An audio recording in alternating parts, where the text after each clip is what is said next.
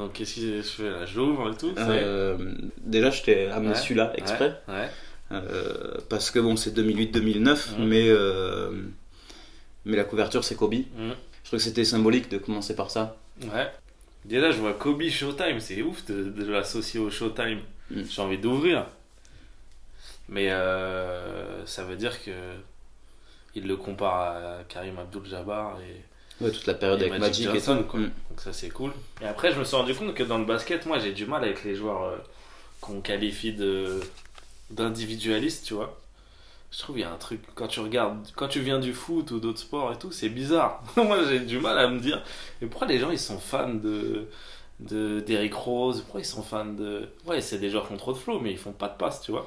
C'est le sport co un peu le plus individualiste, parce que tu peux faire la différence un peu à toi tout seul. Et c'est pas trop le cas avec d'autres sports. Et c'est ce qui fait que c'est aussi stylé aussi. Là, je dis ça de manière un peu péjorative, mais en fait, j'ai appris à kiffer le truc. Mais c'est vrai que je me rends compte globalement, moi j'aime les joueurs, voilà, les chefs d'orchestre ou les trucs comme ça, c'est tout. Mais Kobe, je pense que je suis dans les gens qui le kiffent. Alors que il est pas dans l'archétype de ce que j'aime. Tu vois. Je vois tout à fait. En fait, ce que j'aime avec lui, c'est que c'est la plus grande éthique de travail, ça se trouve, de l'histoire du sport, tu vois. T'as Phil Jackson qui dit, on lui demande, c'est lui qui a eu Michael Jordan aussi, on lui dit qui est le plus fou en travail, Jordan ou Kobe, tu vois. Et il dit, je pense que Jordan, il accepterait pas que je dise ça, mais je pense que c'est Kobe, tu vois. Ouais. Non, incroyable Kobe. Et puis aussi, ce qui est triste avec lui, c'est que il y a des mecs, tu vois, ils prennent leur retraite et ils disparaissent un peu, tu vois. Genre, je sais pas pourquoi je pense à Fabien Barthez. Tu sais, on l'a plus jamais vu, lui. Hein. C'est vrai. Ça se voit, lui, il aime pas le showbiz, il aime pas le truc.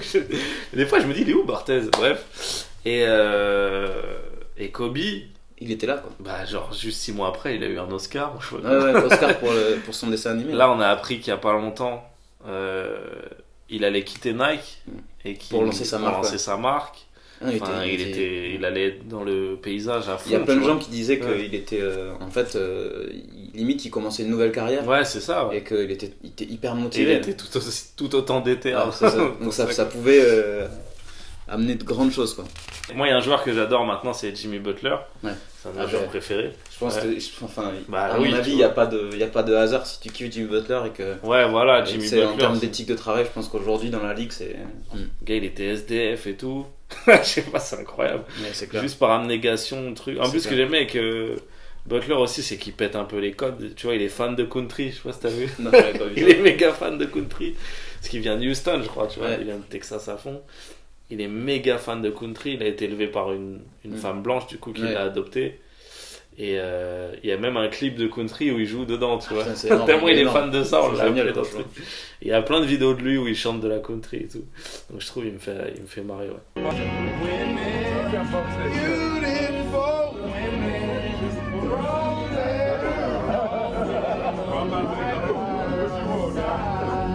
Il y a plein de pubs dans ces magazines. Qui sont amenés un peu. J'aime bien comment elles sont amenées parce que c'est toujours un peu lié forcément au basket, tu vois, mais c'est pas juste random, tu vois. C'est lié à la culture. C'est lié à la culture basket, ouais. Baron Davis, lui c'est mon gars, lui. Ouais. Et moi je suis fan des Warriors, tu vois. Ah ouais. Mais... donc du coup le dunk.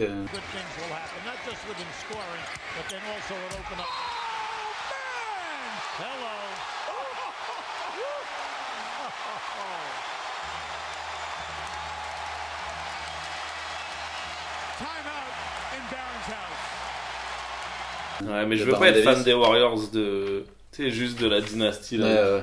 Je serais quand même un enculé, tu vois. Du coup, j'ai tout regardé, le Run TMC. Du coup, ça m'a fait kiffer parce que moi, j'aime que ça aille vite, ça joue.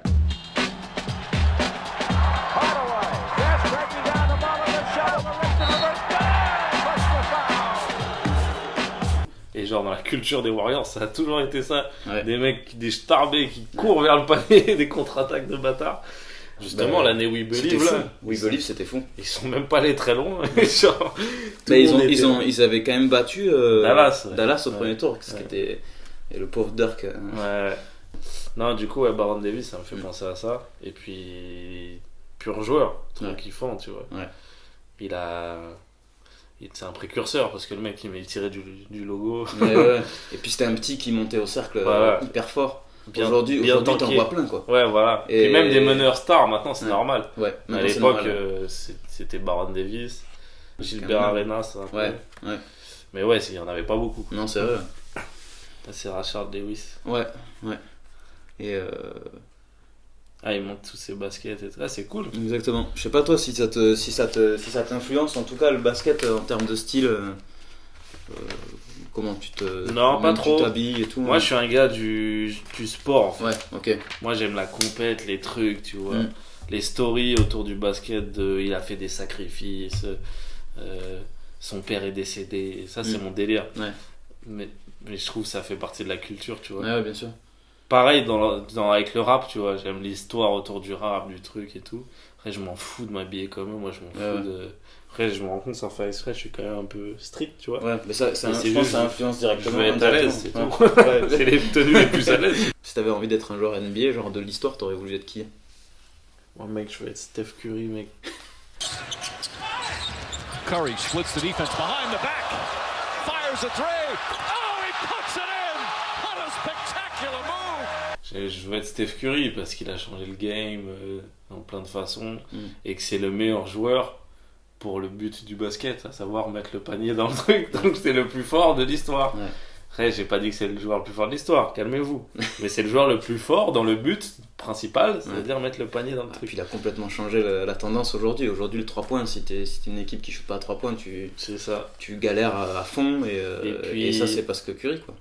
Et puis ce que j'aime avec lui, c'est que t'as l'impression que c'est un jeu en fait, tu vois. Un de mes joueurs préférés dans le foot, c'était Ronaldinho, tu vois.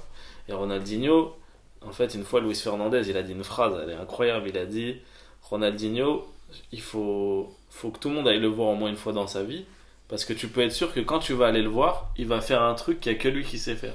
Et Steph Curry, je trouve, il y a un peu de ça, tu vois. Carrément. Il va faire un truc, à un moment, il n'y a que lui qui peut le faire. Mais je parle pas qu'à un tir à 3 points. Des fois, tu sais, on oublie ces finitions absurdes, là. Genre... Curry gets past him into the lane, left-handed hook gets the bounce. Envoyer un tir drop comme ça au-dessus d'un joueur. Même ses dribbles et tout, on en parle pas, on parle beaucoup de Kyrie Irving, tu vois. Mais Curry, son handle, son truc. Donc ouais, il me fait bien kiffer. Après voilà, il est quand même... Parce que les gens aiment trop dire ça quand je parle avec des mecs street, ils me disent ouais Curry, ouais mais Curry il est quand même super engagé pour la communauté. Il a toujours... Enfin, je me souviens, lui, il est chez Under Armour et le gars de Under Armour, il avait dit Trump is an asset, tu vois, c'est un atout pour le pays. Et lui, il avait dit, moi, je suis d'accord si on enlève it, en mode Trump is an ass, tu vois. Et c'est le visage de la marque qui permet de dire ça. Ouais, il aurait pu. C'est fou. Ça a pas fait de bruit, tu vois. Toi, t'as commencé à suivre quand le basket, du coup Moi, j'ai commencé en 2015 à fond. En fait, c'est marrant, c'est parce que j'ai acheté Touquet, je crois, en vrai. Je me suis acheté Touquet. En fait, j'ai toujours kiffé le basket. C'est marrant, quand j'étais en... Bah, c'est normal, après avec Jordan, Space Jam et tout, je l'avais, tu vois. Donc, j'étais trop fan de Jordan. Enfin, j'avais l'impression, à 6 ans, c'est dur d'être fan, mais j'étais à fond derrière Jordan, les Bulls et tout. Après, j'ai suivi un peu les Lakers de loin. Parce que j'ai toujours eu des potes qui étaient un peu dans le basket et tout. Et je me souviens, moi, je connaissais pas trop le basket, mais je disais, ouais, Derek Fisher. Je kiffais Derek Fisher. Alors, il pue la merde à côté de Kobe et tout. Mais je disais, ouais, en fait, j'ai toujours kiffé les meneurs. Ouais. Et comme je kiffais un peu les Lakers, j'étais à fond derrière Derek Fisher. Et après, j'ai eu une phase où j'ai fait un peu de basket pour mon bac. Tu vois, j'allais demander si tu jouais un peu aussi. Bah, j'ai pas trop joué avant qu'il y ait le bac. Je me suis dit, je vais prendre ça. J'ai des potes qui le font, ils vont m'apprendre. Ouais. Et je vais gratter une bonne note, tu vois. Et à cette époque-là, la star un peu, dans laquelle je m'identifiais, parce que moi, je prenais à fond les rebonds, les trucs comme ça. C'était Pau Gasol, tu vois. Ah ouais.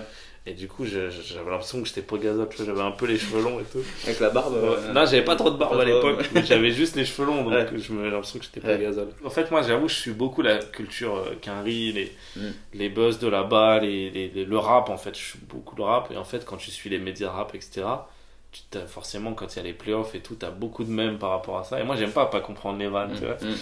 Et je voyais des mèmes avec Curry, la fille de Curry qui disait à LeBron, en fait ils avaient changé les paroles de ce qu'elle avait dit. Il avait écrit LeBron, on va te botter les fesses et tout. Je me disais, elle a dit ça. Et après, cette année-là, l'année d'après, donc j'étais un peu en train de kiffer. L'année d'après, c'est l'année 73 victoires. Donc c'est une année historique. C'est l'année où Curry, il est en feu toute l'année. Ça, cette année. Et puis même le All-Star Game, je me souviens, tu sais, c'était l'année où t'as eu le Zach LaVine, Aaron Gordon. Et ça avait amené beaucoup de gens qui aimaient pas le basket aussi, tu vois. Moi, à l'époque, je bossais un peu à Combini et tout le monde en parlait là-bas, tu vois, ça a fait du bruit.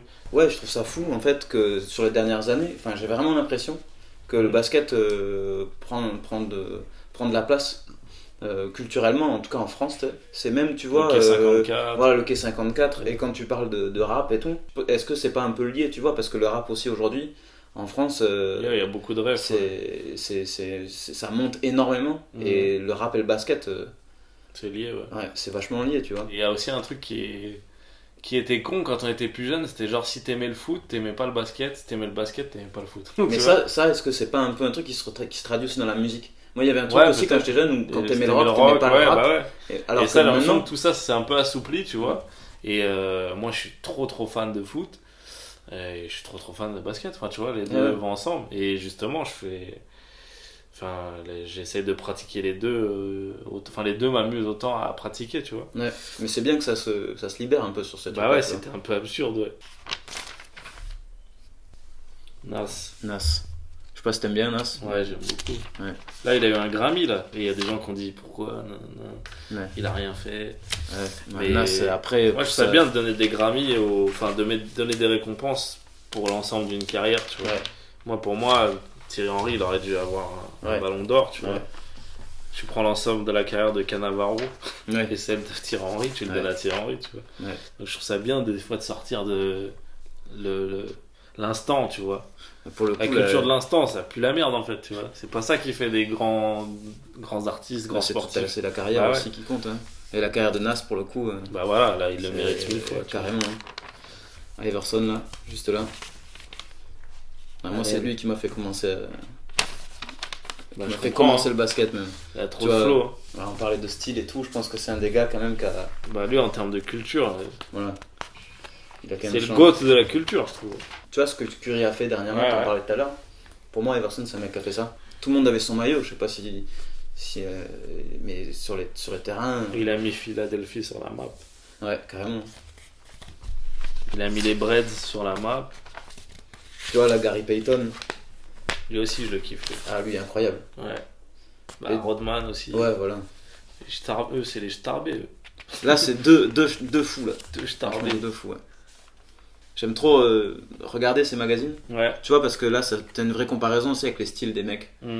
Et tu vois, là, c'était très short court. Les années 2000, bah, tu verras après, il y a une image là. Les mecs, ils ont vraiment les shorts très longs dans les années 2000. Ouais. C'était l'époque Iverson un peu, tu vois, street, end one et tout. Toi, t'es plus en termes de style, plus 90s ou 2000? Je sais pas, parce que moi je trouve les Quinry ils s'habillent pas très bien. Des fois c'est vraiment trop large, trop truc et tout. L'imagerie 2000, tu vois, moi je suis un grand fan de R&B, tout ça et tout. Ouais. L'imagerie 2000 elle me faisait rêver, tu vois, quand je voyais les clips avec des baggy, tu suis une meuf dans la rue comme ça en chantant et tout ça, j'avoue c'était trop mon délire. Mais en vrai quand tu réfléchis, je trouve les deux c'était pas ouf. Je trouve que c'est nous, on sait le style. C'est la France, on sait le style. Ouais. Là ils ont compris, ils viennent chez nous voler les trucs de mode, etc. et tout. C'est pas eux le centre du style. C'est marrant l'imagerie parce qu'on dirait que c'est un truc pour un médecin, un truc, un médicament, tu vois. Même comment c'est écrit, tu vois, toute l'imagerie, ils ont essayé de te faire croire que t'es pas en bonne santé si tu donnes pas. Ça existe encore, les Ten Freshmen. Ah ouais. C'est les 10 rappeurs à suivre. Du coup, là, c'est aussi absurde parce qu'il y a Kid Cudi. Et ouais, il y a même DJ Khaled, tu vois. Ouais. Dans les mecs à suivre en 2009. Ça va, ils se trompent pas tant que ça. Ouais. Toi en rap, c'est quoi que t'écoutes le plus? Moi, t'as des rappeurs GOAT, préférés? c'est Kendrick Lamar. J'adore Kendrick Lamar, il est incroyable. Pour moi, en fait, j'aime les purs artistes, tu vois. Après, moi, j'écoute de tout. Tu vois, Young Thug, Future et tout, il m'ambiance. Mais Kendrick Lamar, il peut mettre 3 semaines à faire une rime. Mais la rime, tu vas l'écouter toute ta vie, tu vois. C'est des vraies œuvres.